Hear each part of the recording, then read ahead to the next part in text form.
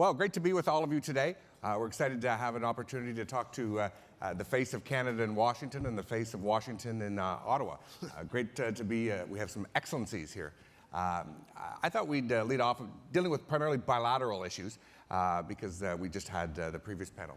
But probably the biggest bilateral issue before us today is something that's perhaps not well known by many people. It's the review clause in the renegotiated NAFTA. This was said to come in 6 years after NAFTA was renegotiated, and that happens on July the 1st, 2026.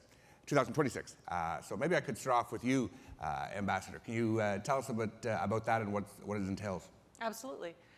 So exactly as you say, there's a clause within the renegotiated NAFTA that requires the parties to sit down and review its operation and to look at the data, look what's going on, see if it's working the way we intended it to work, and then maybe talk about if there's other things that we want to do eventually. There's a lot of when folks are talking about this in the public right now, they are jumping straight to the NAFTA is going to get renegotiated. The NAFTA is going to get renegotiated, and this is, I think, the main message that I am always trying to convey. First, the renegotiated NAFTA, the USMCA as it's called in the United States, or CUSMA as it's called here in Canada, is extremely successful. It has created this modernized regime for the trading relationship that underpins both our economies and Mexico's as well. And we have seen in the last couple of years, last 2 years, record levels of Canada-US trade, Canada-Mexico trade, and US-Mexico trade. And we have seen almost record levels since, in a generation or so, of FDI in both directions. There are a lot of reasons for that, but absolutely one of the main reasons is that we have this stable, open, transparent, enforceable framework.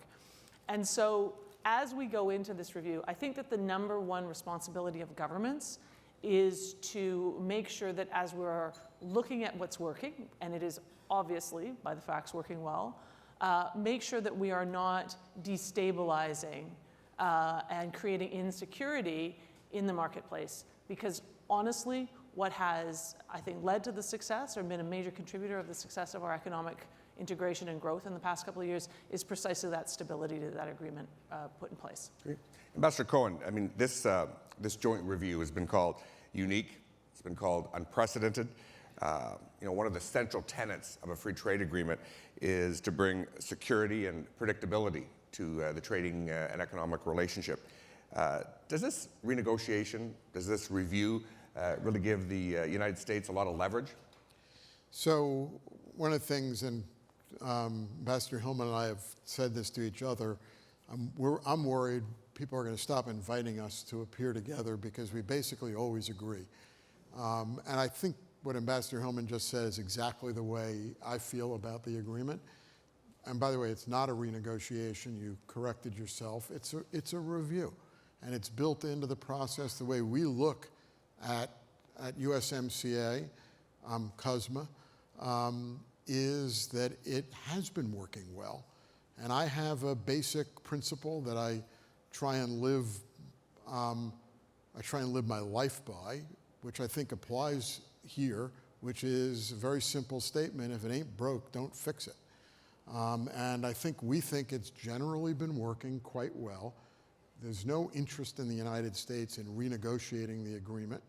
And in fact, there are ongoing discussions about trade and how to improve trade and how to improve the structure of the trade that we engage in, which is, you could say, is part of an ongoing analysis and review of how USMCA is working.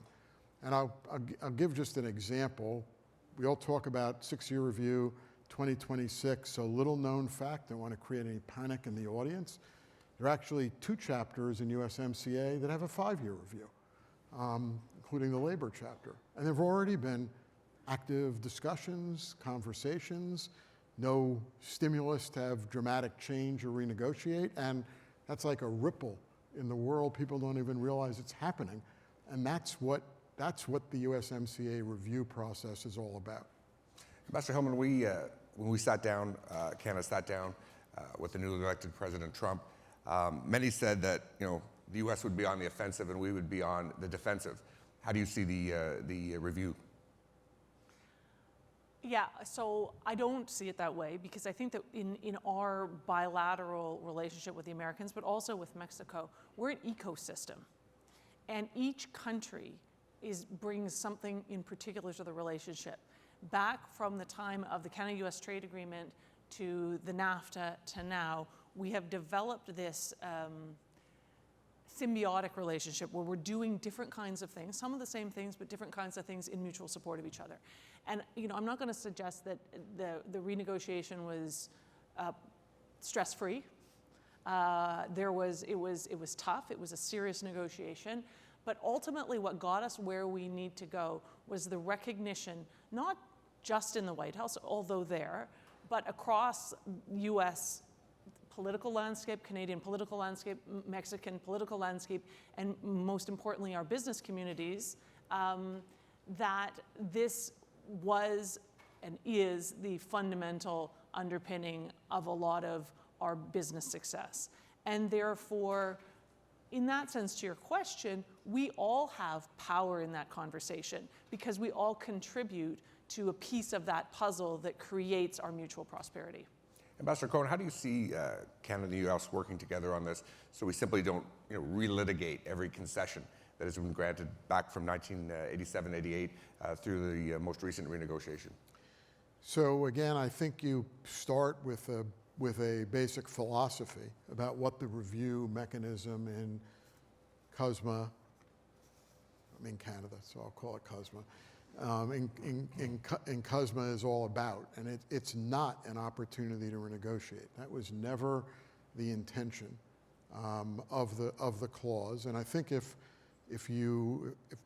both sides approach the review process in the spirit that this is part of an ongoing conversation about an incredibly successful trade relationship that, as Ambassador Hillman said, has been materially aided by the structure and rules-based approach and dispute resolution mechanisms that are embedded in CUSMA, then there's no incentive on the part of either side to engage in a renegotiation which could introduce contention into the conversations.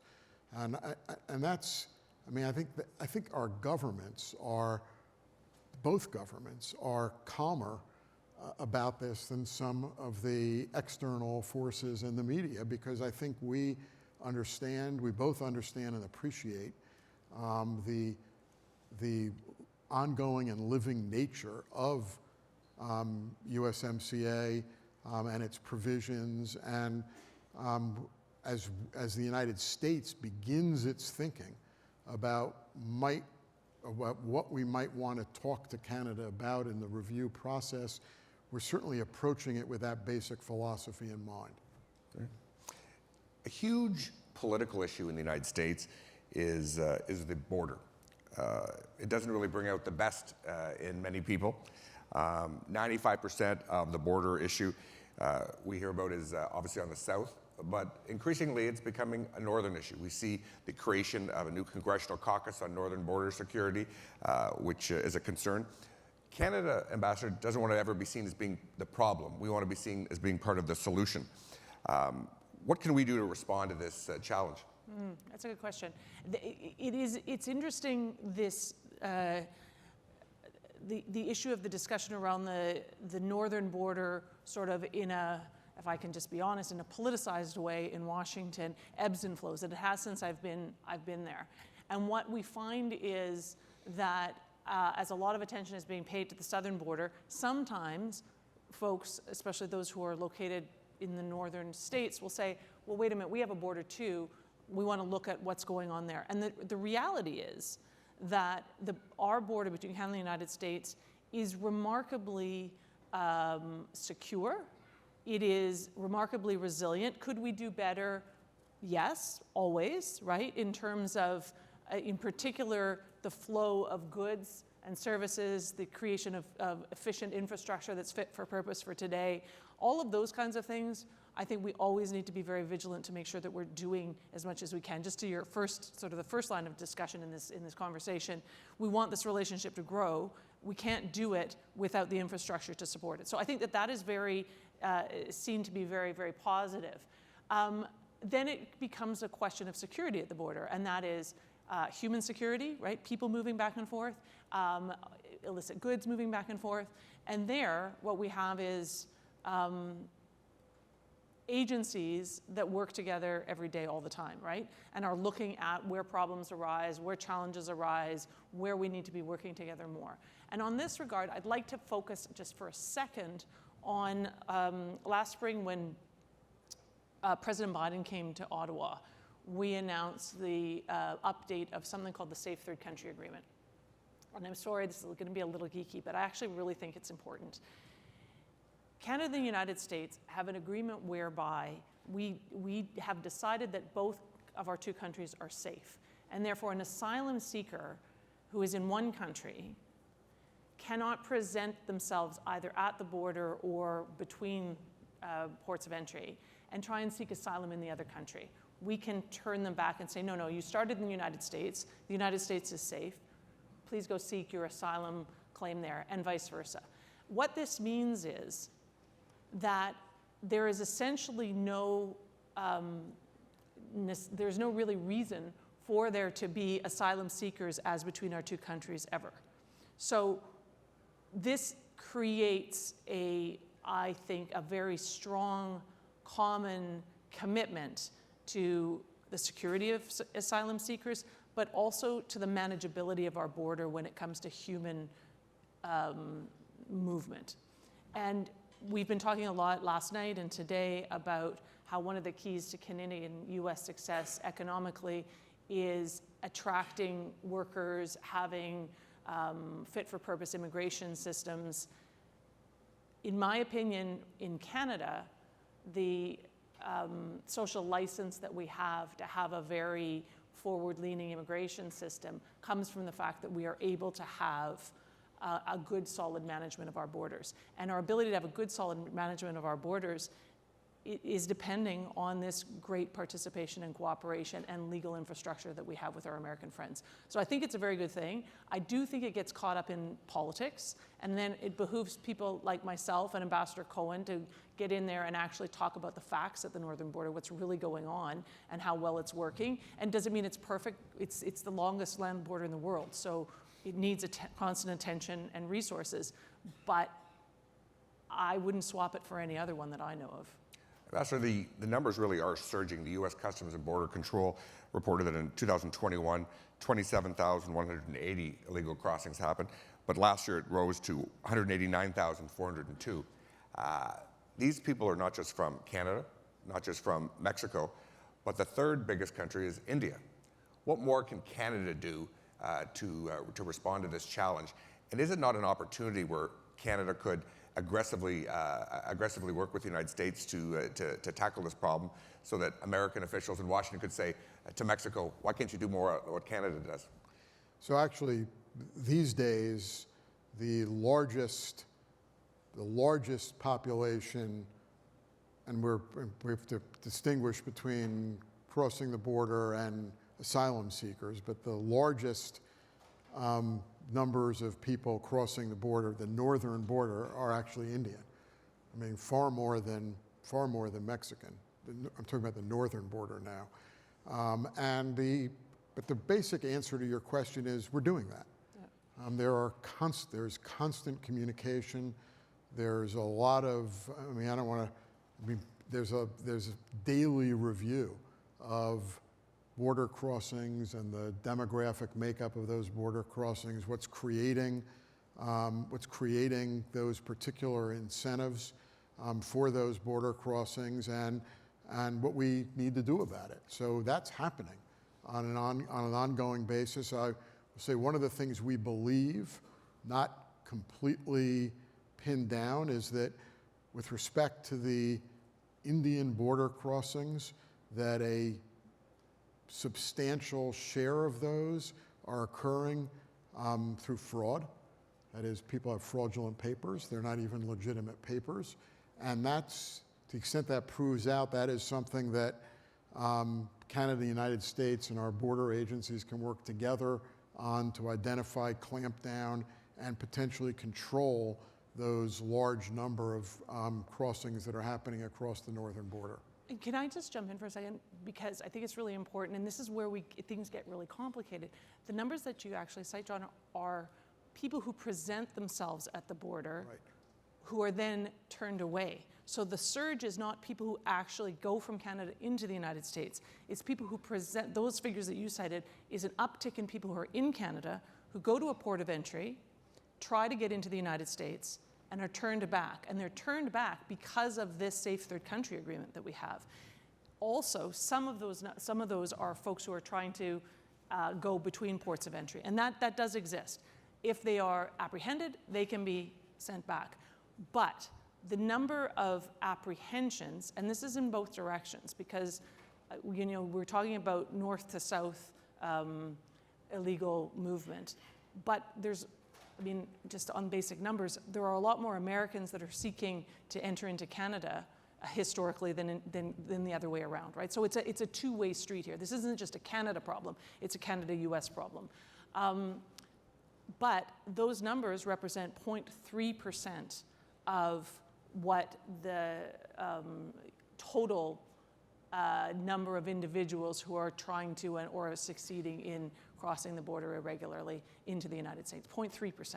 So we just have to, I'm not saying that we don't want to take this issue seriously, I'm not saying we don't want to work as hard as we can, but I am saying we have a treaty that allows us to turn people back, so the numbers of folks who show up are not the numbers who actually move. I'm saying it is a bilateral problem, that we have more people trying to come from the south to the north, and not that that's something that we're working on as well. So I think it just needs to be put into context and not get caught up in rhetorical objectives, let's just say. And that is why, particularly in the last month or so, with President Biden's executive action, which does by its terms apply only to the southern border. But that is why that is the case. This is not a situation where we're ignoring Canada or we just don't care what's happening in Canada. It's just the data demonstrates that the problem that we have to manage, the overwhelming problem we have to manage, is a southern border problem, not a northern border problem. There are issues at the northern border, and we are talking about them together. We are working together. We are developing strategies to manage them, but they don't bubble up and bubble over into the public controversy that you see for the southern border just because of the numbers. Ambassador, in Canada, U.S. elections have become a spectator sport. So much focus is on Biden and Trump, but the congressional elections are particularly important for Canada when so many issues that we need to solve, challenges we need to solve, need to be solved first on Capitol Hill before they get to the White House. The Democrats have a one-seat majority in the Senate, and the Republicans have a three-seat majority in the House. What's at stake here for the Canada-U.S. relationship with those congressional elections? Ambassador Cohen? You're asking me.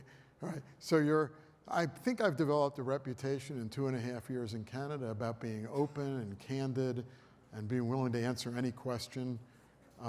That's sort of a question I'm not going to answer. I'm just going to say that up front, but I think it's a great question to ask, because I do think there's he's not a politician. I think there's a preoccupation with the presidential election. Yeah. And in the United States, congressional elections, gubernatorial elections, state legislative elections bear a significant contribution to the political infrastructure and the direction of the United States and the relationship with Canada. And then you also have institutional forces which are more significant in the United States than they are in Canada. The business community, well-developed business organizations, labor, civil society, and none of those are on the ballot in any particular election. And I would argue that the fundamental stability of the United States, its enduring nature as the world's leading democracy, And the relationship between Canada and the United States is due to all of those forces. And the election is not going to control, no one election, there'll be multiple elections, but no one election is going to control or fundamentally change the nature of the people who are engaged in providing guiding direction to the Canada-US relationship. Mr. Hillman, one senator can be a huge blockade to getting anything done for Canada. Can you conclude this session by telling us what's at stake for Canada with these congressional elections? I think that, look, I will be more forward-leaning than my friend Ambassador Cohen. You're allowed to. I think it's essential.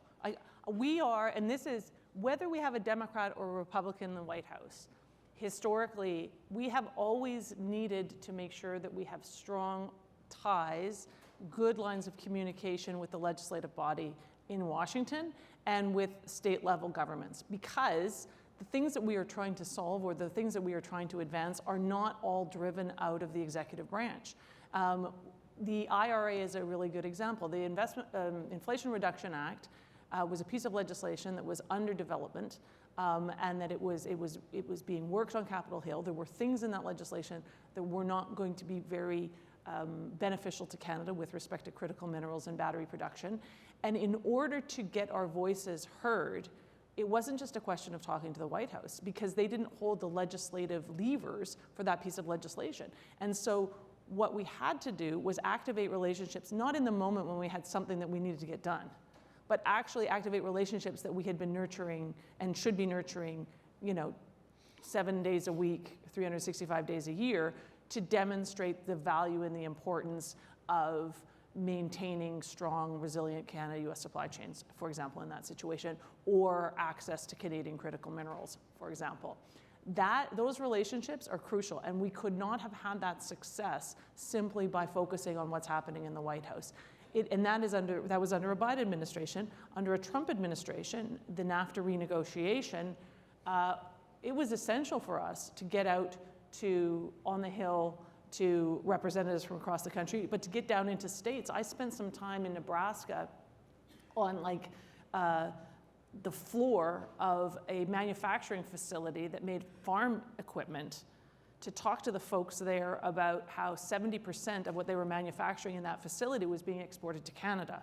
And this is a region that was very much supportive of President Trump and very much supportive of his philosophies and objectives. And I said, that's great. And that's not inconsistent with also being supportive of making sure this agreement continues to work for you in your plant here in Nebraska. So that's the kind of work that you have to do. And that's why all of those elections are important. And as I say, as everyone I'm sure in this room knows, you don't want to be calling upon a relationship in a moment of crisis. You want to be having that relationship, that level of understanding, that appreciation for what the Canada-US economic, political, security relationship brings way before you have to pick up the phone. Ambassador Jacobson has given me the evil eye. We'll give you the last word. Just very quickly, because all that is absolutely right, but the fundamental stability of the American political system in part arises from the fact that, for example, in the United States Senate, only a third of the Senate seats are up for re-election in any one year. And of those third, the vast majority of them are not going to turn over. And the whole House is up for re-election, but incumbency is such a powerful force still in the United States. The vast majority of those seats are not going to turn over. And in any one year, in any one even number year, you may be talking about no more than a quarter of the governorships that are up for election. And it's the spreading out of electoral impact that is a big part of what brings the stability to the American political system, and I believe stability to the US-Canada relationship, thanks in large part to the work that's been done by Ambassador Hillman, by the Canadian government, and I think by the US government, my embassy team, to create those relationships that Ambassador Hillman was just talking about, and the vast, vast majority of them are not going to change regardless of the outcome of the presidential election next year.